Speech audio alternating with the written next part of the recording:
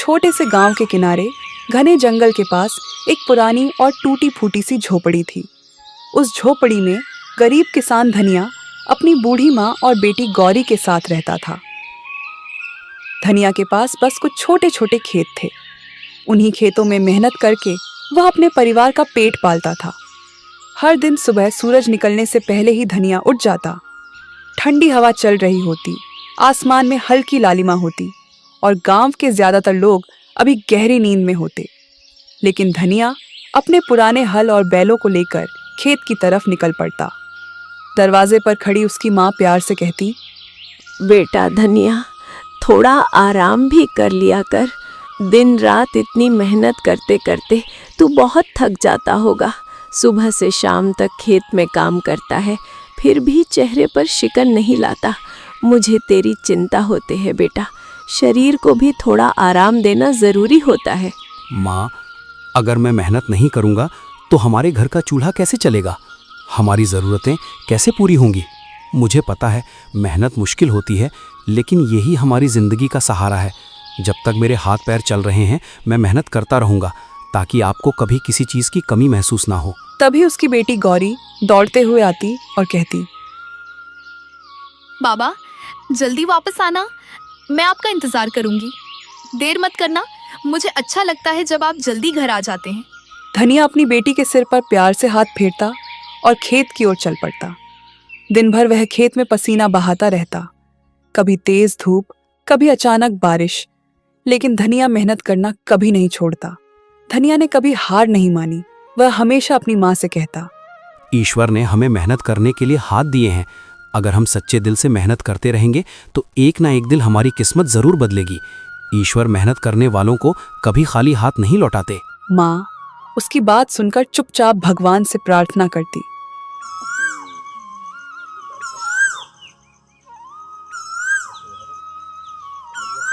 बाबा, आज मैं जंगल के किनारे से कुछ लकड़ियां लेकर आई हूँ, ताकि घर के काम में थोड़ी मदद हो सके। अकेली गई थी? बेटा, जंगल के किनारे अकेले जाना ठीक नहीं होता, वहाँ खतरा भी हो सकता है। हाँ बाबा, मैं अकेली ही गई थी। थोड़ा डर तो लगा था, लेकिन मैंने हिम्मत रखी। आप ही तो कहते हो कि डर के आगे हिम्मत रखनी चाहिए, इसलिए मैं बहादुर बनकर गई। धनिया थोड़ा चिंतित हो गया, क्योंकि गांव के लोग कहते थे कि जंगल के अंदर एक पुरानी गुफा है, जहां रात के समय अजीब अजीब आवाजें आती हैं। गांव वाले उस गुफा के पास जाने से डरते थे।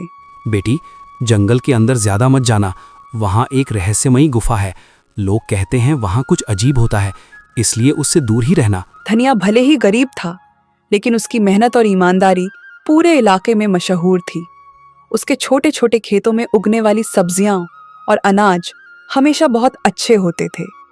मिट्टी भी जैसे उसकी मेहनत को पहचानती थी।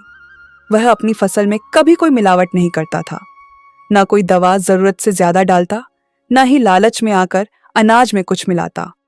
यही कारण था कि जब भी धनिया अपनी फसल लेकर बाजार जाता तो उसकी सब्जियां और अनाज पलक झपकते ही बिक जाते। अगर सच में शुद्ध और अच्छा अनाज चाहिए तो धनिया से ही लेना। उसका अनाज हमेशा साफ सुथरा और बढ़िया होता है, इसलिए गांव के लोग उसी पर भरोसा करते हैं। लेकिन धनिया कभी इसका फायदा उठाकर ज्यादा पैसे नहीं मांगता था। मेहनत का सही दाम मिल जाए, वही मेरे लिए बहुत बड़ी बात है। मैं ज़्यादा दौलत या बड़ी बड़ी चीज़ों की चाह नहीं रखता। बस इतना चाहता हूँ कि दिन भर की मेहनत के बाद जो अनाज मैं उगाता हूँ उसका सही मूल्य मिल जाए। अगर मेरी मेहनत से मेरे घर का चूल्हा जल जाए और मेरे परिवार का पेट भर जाए तो मुझे लगता है कि मेरी मेहनत सफल हो गई। मेरे लिए सच्ची खुशी और सुकून इसी में है कि इंसान ईमानदारी से मेहनत करे और उसी मेहनत की कमाई से अपना जीवन चलाए। इसी वजह से गरीब लोग भी अक्सर उसी से सामान खरीदते थे। लेकिन गांव में एक बहुत बड़ा और अमीर व्यापारी था। उसका नाम था लालाचंद सेठ। लालाचंद सेठ पूरे इलाके में अनाज और सब्जियों का बड़ा व्यापार करता था, लेकिन वह अक्सर मुनाफे के लिए मिलावट भी कर देता था और चीजों को बहुत महंगे दामों में बेचता था। जब लोगों ने धनिया से सामान खरीदना शुरू किया तो सेठ का व्यापार थोड़ा कम होने लगा। यह बात उसे बिल्कुल पसंद नहीं आई।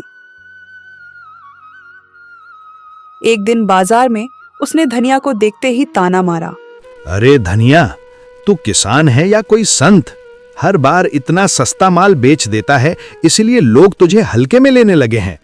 लेकिन याद रख, इस बाजार में असली फैसला मेरा चलता है। अगर तुम मेरे हिसाब से अनाज नहीं बेचेगा तो तेरा माल कोई नहीं खरीदेगा। फिर देखना तेरे घर का चूल्हा कैसे जलेगा।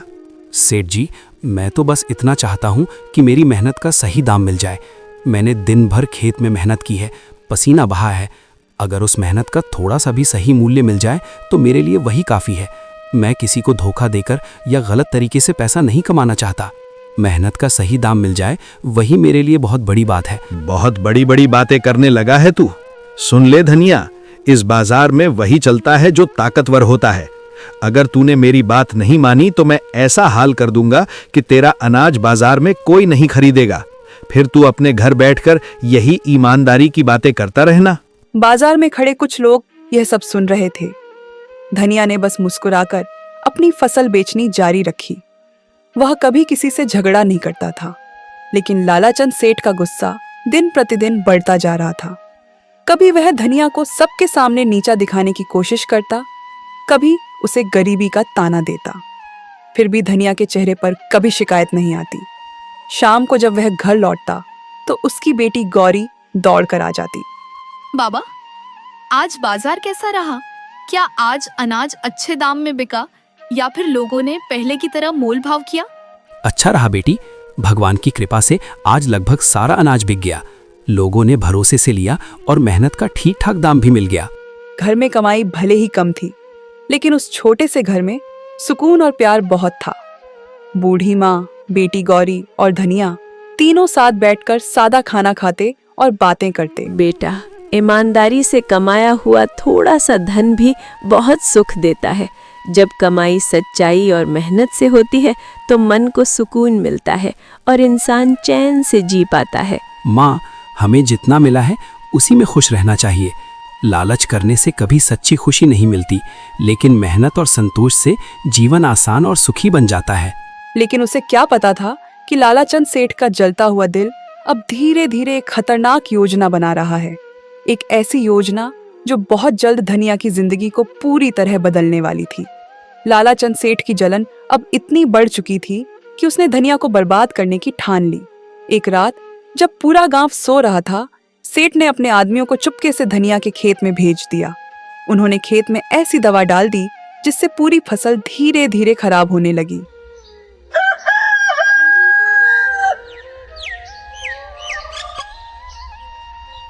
सुबह जब धनिया खेत पर पहुंचा तो उसकी आंखें फटी की फटी रह गईं। हरी भरी खड़ी फसल पीली पड़ चुकी थी। कई पौधे सूख गए थे।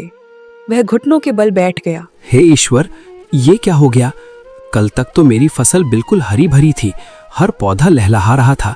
मैंने कितनी मेहनत से इस खेत को सींचा था, दिन रात इसकी देखभाल की थी। फिर अचानक एक ही रात में सब कुछ कैसे बदल गया? मेरी सारी मेहनत, मेरी सारी उम्मीदें क्या सब यूं ही खत्म हो जाएंगी? इतने में गांव के कुछ लोग भी खबर सुनकर वहां आ गए। वे भी खेत की हालत देखकर हैरान रह गए और आपस में बातें करने लगे। ये अचानक कैसे हो गया?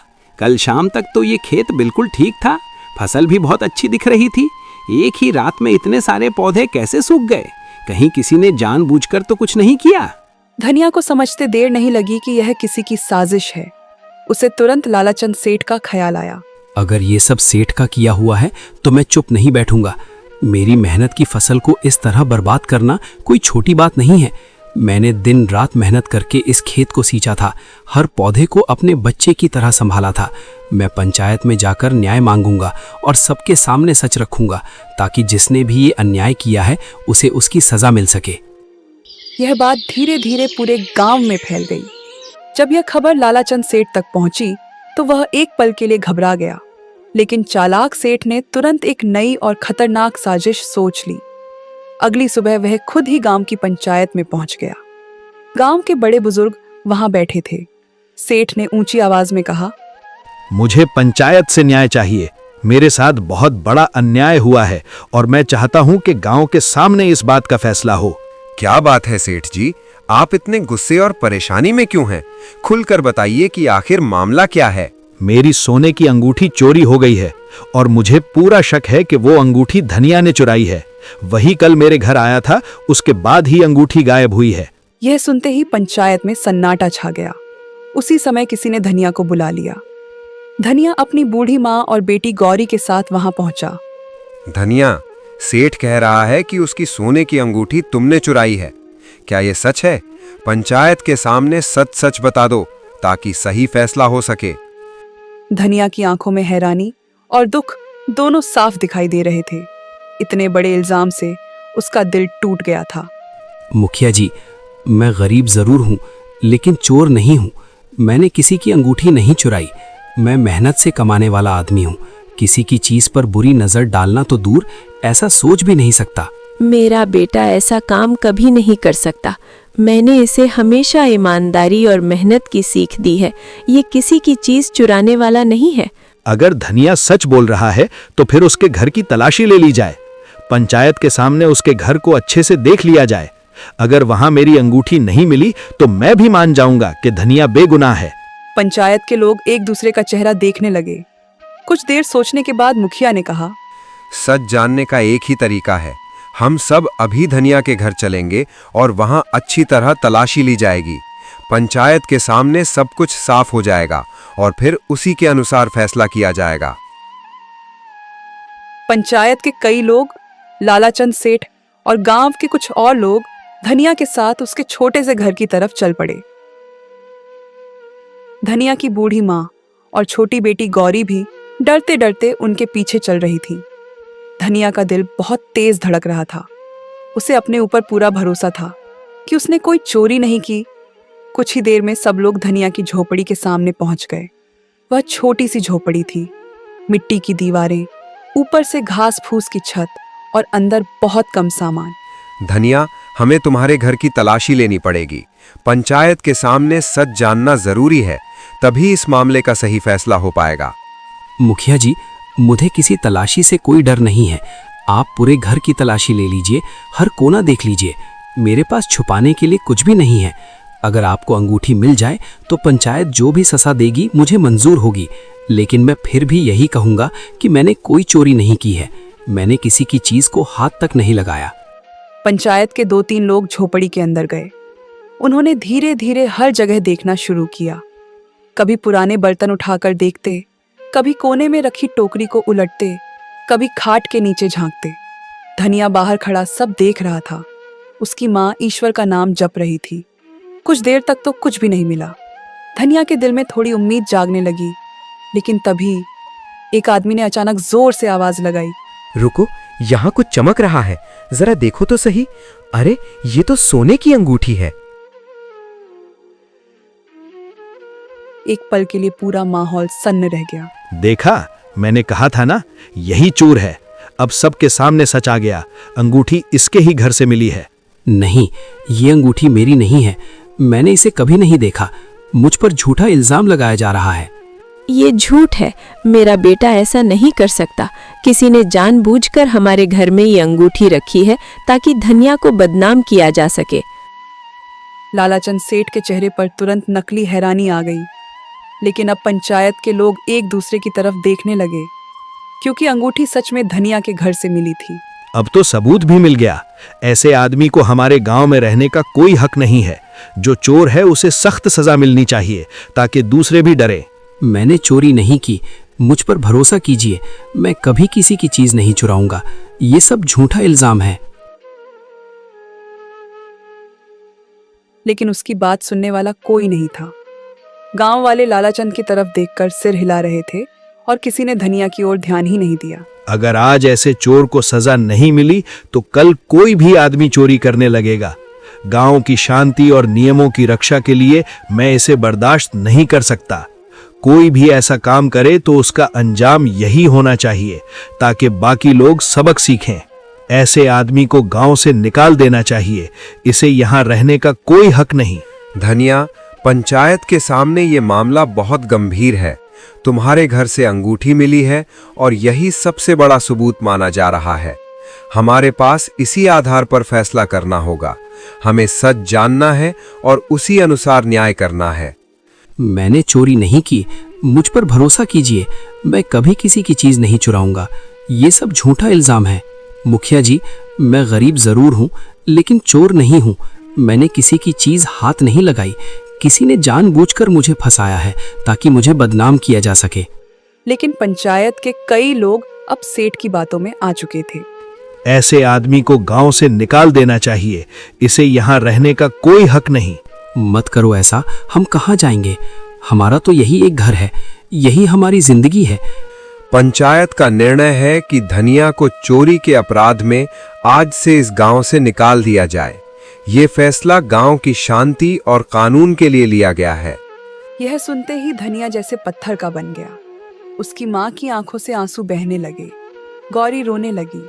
धनिया, तुम्हें आज ही इस गांव को छोड़ना होगा। अब से इस गांव में तुम्हारा कोई हक या अधिकार नहीं रहेगा, ना खेतों पर, ना पानी के स्रोतों पर, ना किसी भी गांव की किसी सुविधा पर। यह कठिन निर्णय है, लेकिन पंचायत के आदेश के मुताबिक इसे मानना ही पड़ेगा।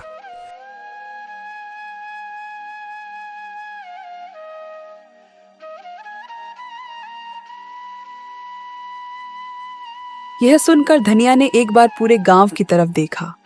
वह वही गांव था जहां उसने बचपन बिताया था, जहां उसके पिता रहते थे, जहां उसने अपने खेतों में दिन रात मेहनत की थी। लेकिन आज उसी गांव से उसे एक चोर समझकर निकाल दिया जा रहा था। लालाचंद सेठ दूर खड़ा यह सब देख रहा था। उसके चेहरे पर एक हल्की संतुष्टि भरी मुस्कान थी, क्योंकि उसकी साजिश सफल हो चुकी थी। शाम होते होते धनिया ने अपनी झोपड़ी से थोड़े बहुत सामान बांध लिए। उसकी माँ और गौरी उसके साथ खड़ी थीं। तीनों धीरे धीरे गांव से बाहर निकलने लगे। सूरज ढल रहा था और सामने घना जंगल दिखाई दे रहा था।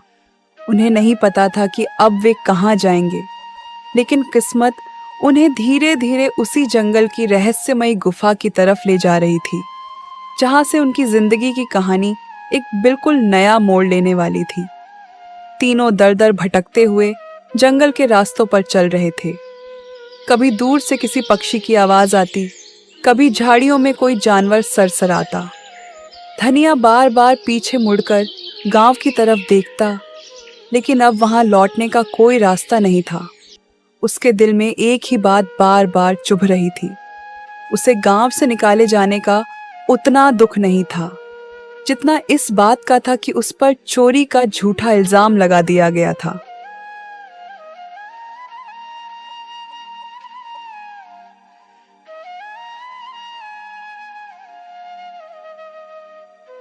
माँ, गौरी, हम कहाँ जाएंगे? हे ईश्वर, मैंने कभी किसी का बुरा नहीं किया, किसी का अधिकार नहीं छीना, किसी को दुख नहीं दिया। फिर भी आज मुझे चोर समझ लिया गया, मेरी मेहनत और ईमानदारी पर शक किया गया। लेकिन मैं जानता हूँ कि सच्चाई अंततः जीतती है और आपकी न्यायपूर्ण दृष्टि के सामने किसी का छल और अन्याय टिक नहीं सकता। उसकी आंखें भर आईं, लेकिन वह अपने आंसू अपनी माँ और बेटी के सामने छुपा रहा था। तभी गौरी ने धीरे से कहा, बाबा, मुझे याद है जब मैं जंगल से लकड़ियां लेने आती थी तो रास्ते में एक बहुत बड़ा पेड़ है। उसका तना इतना चौड़ा है कि उसके नीचे हम लोग आराम से रात बिता सकते हैं। वहाँ थोड़ा सा खुला मैदान भी है। सच कह रही हो बेटी?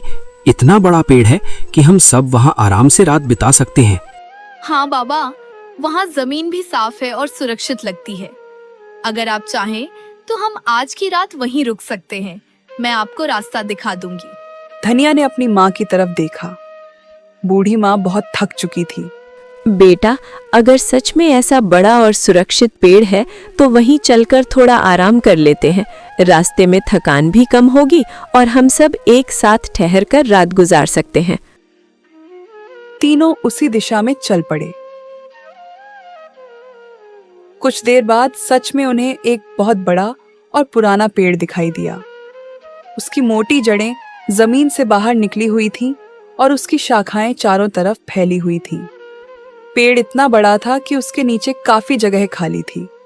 धनिया ने चारों तरफ देखा। जंगल धीरे धीरे अंधेरे में डूब रहा था। आज की रात हम यहीं रुकेंगे। यहाँ ठहरना सुरक्षित रहेगा और थोड़ी देर आराम भी हो जाएगा।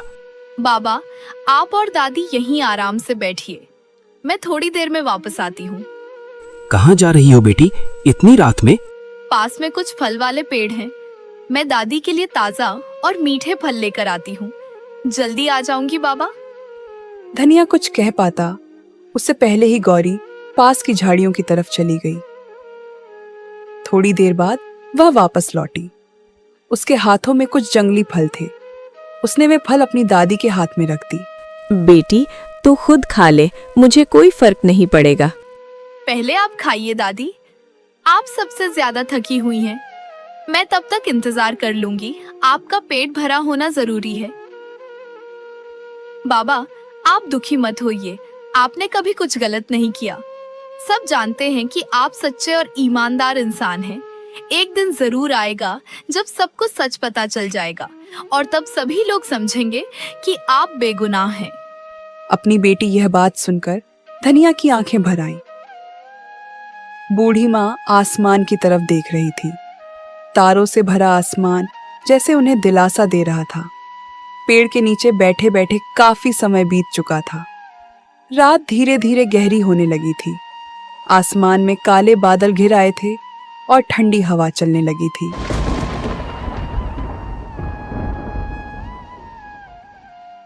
अचानक बिजली चमकी और कुछ ही पलों बाद तेज बारिश शुरू हो गई। पहले तो हल्की हल्की बूंदें गिरने लगीं, लेकिन देखते ही देखते बारिश बहुत तेज हो गई।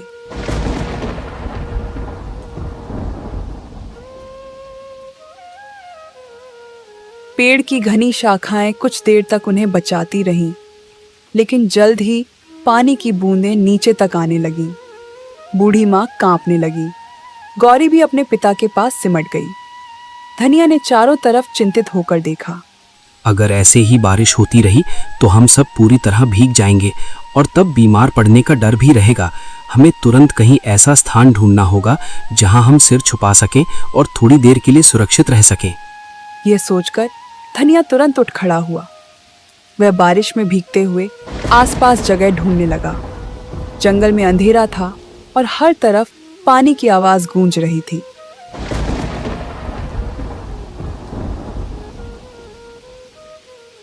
कुछ देर तक इधर उधर देखने के बाद अचानक उसकी नजर थोड़ी दूर पहाड़ी के पास बने एक अंधेरे से मुंह पर पड़ी। वह ध्यान से देखने लगा। बारिश की चमकती बिजली में उसे साफ दिखाई दिया। वह एक गुफा थी। धनिया जल्दी से अपनी माँ और गौरी के पास आया और बोला, चलो, मुझे सामने एक गुफा दिखाई दे रही है। वहां जाकर हम बारिश से बच सकते हैं और थोड़ा आराम कर सकते हैं। जल्दी चलते हैं, बारिश तेज हो रही है। तीनों जल्दी जल्दी उस तरफ चल पड़े। कुछ ही देर में वे उस गुफा के अंदर पहुंच गए। गुफा अंदर से काफी बड़ी थी। सबसे अच्छी बात यह थी कि गुफा के अंदर न तो पानी टपक रहा था और न ही तेज हवा आ रही थी। बाहर जोरदार बारिश हो रही थी, लेकिन गुफा के अंदर एक अजीब सी शांति थी, जैसे यह जगह उन्हें सुरक्षित रखने के लिए ही बनी हो। धनिया ने राहत की सांस ली। कम से कम आज की रात हम यहाँ आराम से गुजार सकते हैं। धीरे धीरे थकान के कारण तीनों वहीं बैठते बैठते सो गए।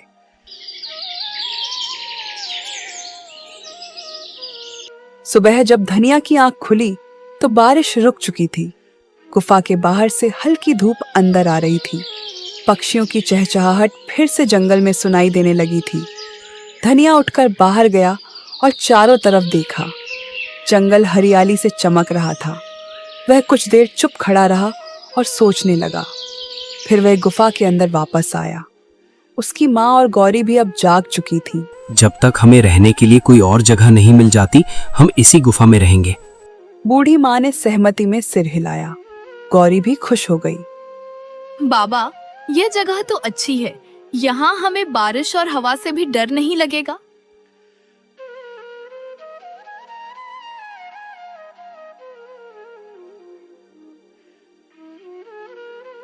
दिन बीतने लगे।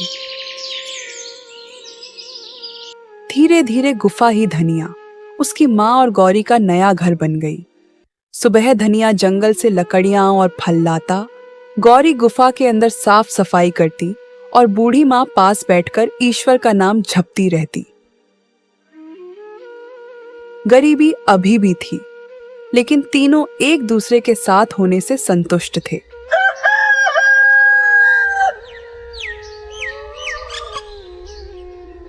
एक दिन सुबह गौरी गुफा के अंदर झाड़ू लगा रही थी। वह धीरे धीरे गुफा के कोने कोने की धूल साफ कर रही थी। झाड़ू लगाते लगाते वह गुफा के पीछे वाले हिस्से तक पहुंच गई। वहां पत्थरों के बीच कुछ अजीब सा दिखाई दिया। गौरी रुक गई। उसे लगा जैसे वहां कोई पुरानी थैली पड़ी हो। उसने झुककर उसे उठाया।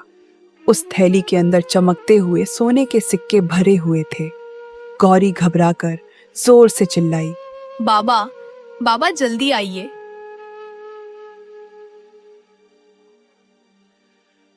क्या हुआ बेटी? गौरी ने कांपते हाथों से वह थैली अपने पिता को दिखाई।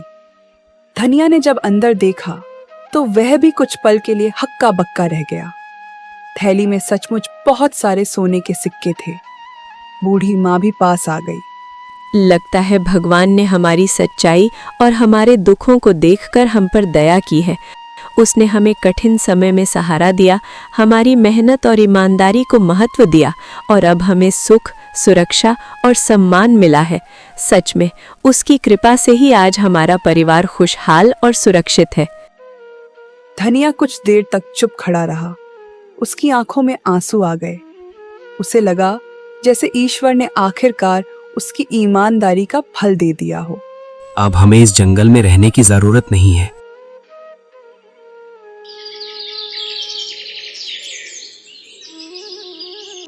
कुछ ही दिनों में धनिया ने उन सिक्कों में से थोड़ा सा इस्तेमाल करके पास के एक दूसरे गांव में छोटा सा घर खरीद लिया। वह अपनी माँ और गौरी के साथ वहां रहने लगा। धीरे धीरे उसने फिर से छोटा सा खेत भी ले लिया और मेहनत करने लगा। अब उनकी जिंदगी पहले से कहीं बेहतर हो गई थी। घर में खुशहाली लौट आई थी।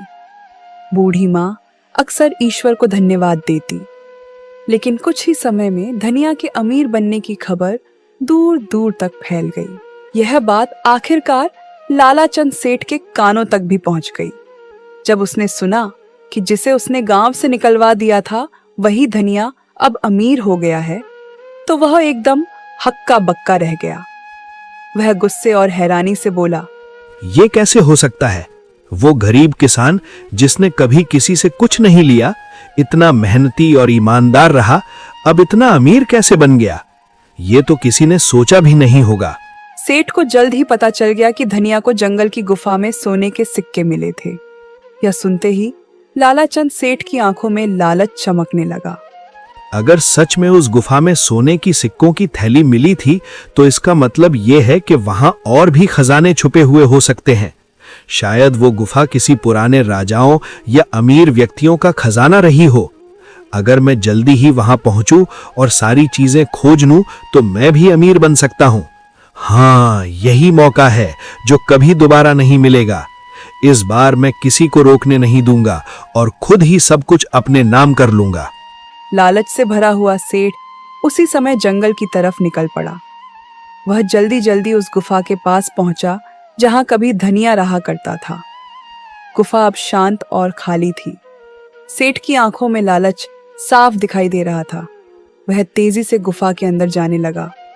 उसे बस एक ही चीज चाहिए थी, खजाना।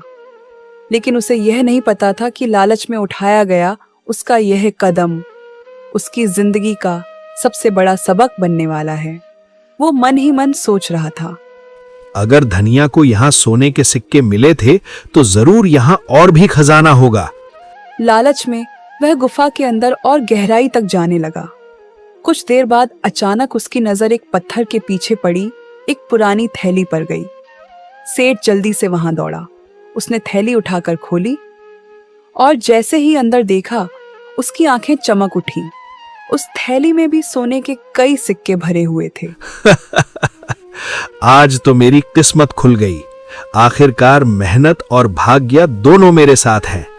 अब मैं वही कर सकता हूं जो हमेशा चाहता था, इतना धन जमा करूं कि कोई मुझसे टक्कर भी न ले सके। सेठ खुशी से हंस पड़ा। उसने जल्दी से वह थैली हाथ पर रख ली। अब वह गुफा से बाहर निकलने के लिए मुड़ा, लेकिन जैसे ही वह आगे बढ़ा, उसे अचानक एहसास हुआ कि उसे बाहर जाने का रास्ता समझ नहीं आ रहा था। गुफा के अंदर कई छोटे छोटे रास्ते थे।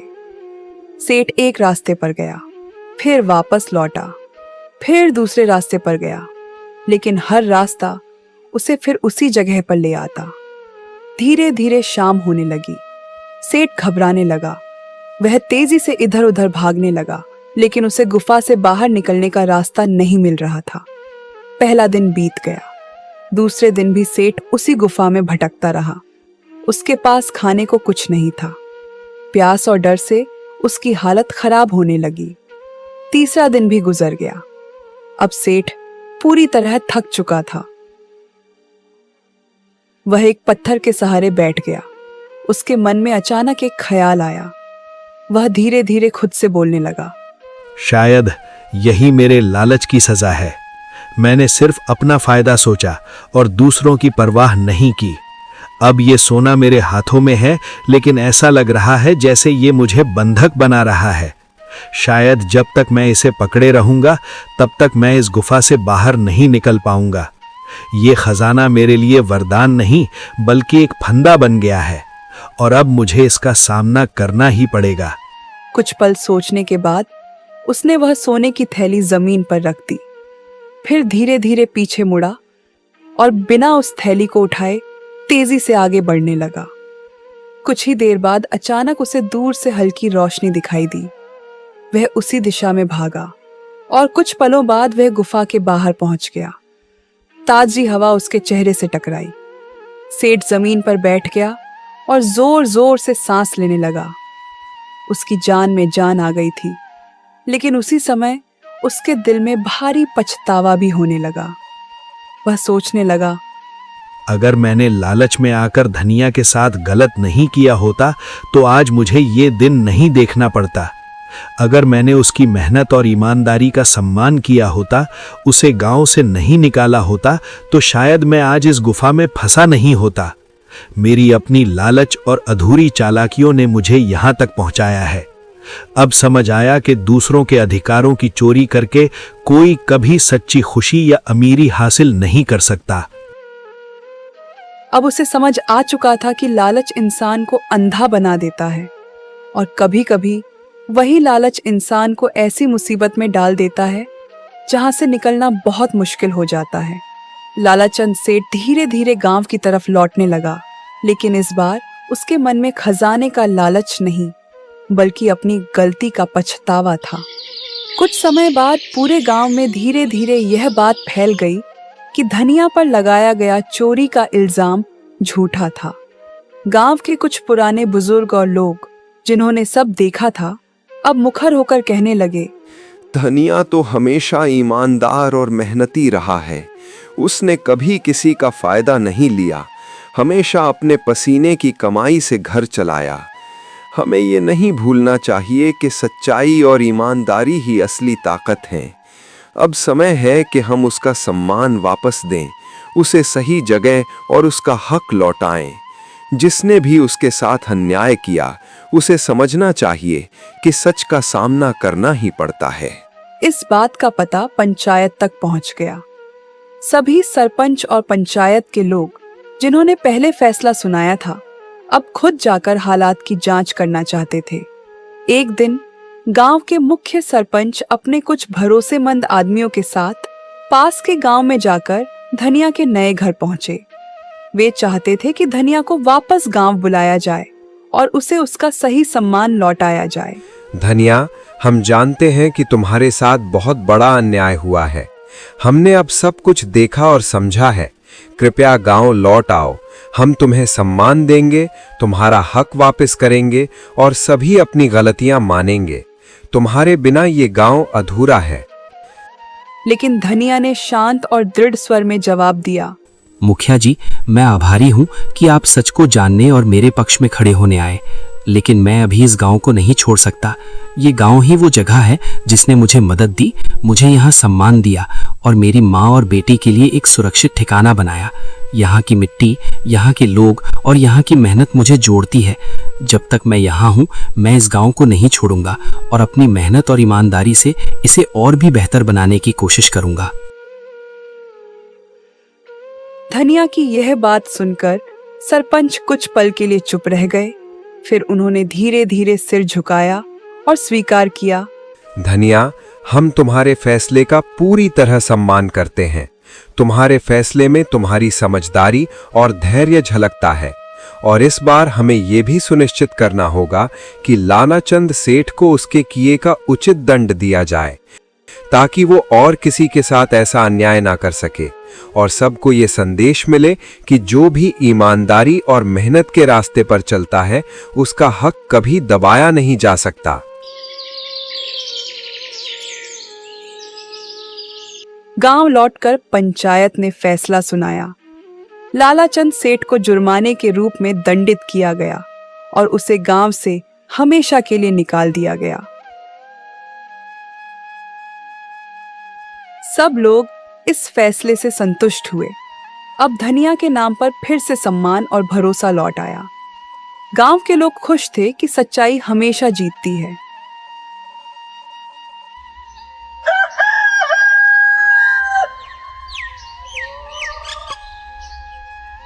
धनिया की माँ और गौरी भी अपने बेटे और पिता के गौरव से खुश थीं। धनिया अब अपने गांव में सुरक्षित और सम्मानित रह सकता था। वह जानता था कि ईमानदारी और मेहनत का फल देर से सही लेकिन निश्चित रूप से मिलता है। गौरी अपने पिता की ओर देखकर मुस्कुराई और बोली, बाबा देखो, सच की जीत हमेशा होती है, चाहे कितनी भी मुश्किलें आइए। सच्चाई और ईमानदारी का मार्ग कभी खाली नहीं जाता। मुझे लगता है कि हम सब ने यह सच में महसूस किया। हाँ बेटी, और यही सीख हमें हमेशा याद रखनी चाहिए। ईमानदारी, मेहनत और सच्चाई का मार्ग ही असली ताकत है। अगर हम इसे अपनाएं तो कोई भी चुनौती हमें नहीं हरा सकती। यही रास्ता हमें सही मंजिल तक ले जाता है। और इस तरह धनिया, उसकी माँ और गौरी ने अपने नए घर में खुशी खुशी जीवन बिताना शुरू किया। साथ ही गांव में उनका सम्मान और प्यार हमेशा बरकरार रहा।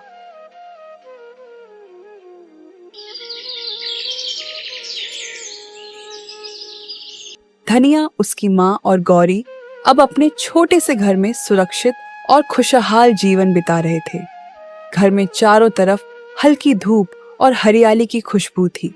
बाबा देखो, अब हमारे पास अपना घर है और हम पूरी तरह सुरक्षित हैं। मैं बहुत खुश हूँ कि हम सब साथ हैं और अब डर नहीं लगता। हाँ बेटी, ये सब तुम्हारी हिम्मत, समझदारी और सच्चाई की वजह से संभव हुआ। हमारा घर अब सिर्फ ईंट पत्थर का नहीं रह गया है, ये प्यार, विश्वास और ईमानदारी का घर बन गया है। यहाँ हर कोना हमारी मेहनत और अच्छाई की गवाही देता है। बेटा, तुमने हमेशा मेहनत और ईमानदारी को चुना।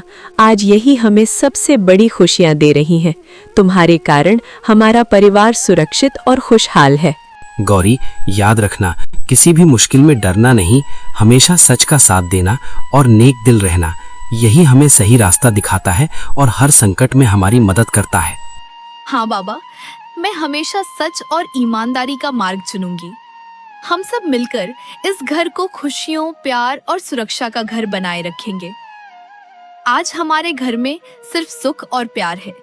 अब हम कभी किसी झूठ, लालच या डर से परेशान नहीं होंगे। हमारी मेहनत, सच्चाई और हिम्मत हमें हमेशा मजबूत बनाए रखेगी। घर के चारों कोनों में खुशियों की गूंज थी। खिड़कियों से हल्की हवा आती और पक्षियों की चहचहाहट घर में संगीत की तरह गूंजती। गौरी अपने पिता के पास बैठकर मुस्कुरा रही थी। धनिया अपने खेत और घर की ओर देखकर संतोष महसूस कर रहा था और उसकी माँ दोनों के बीच बैठकर शांत और गर्वित थी।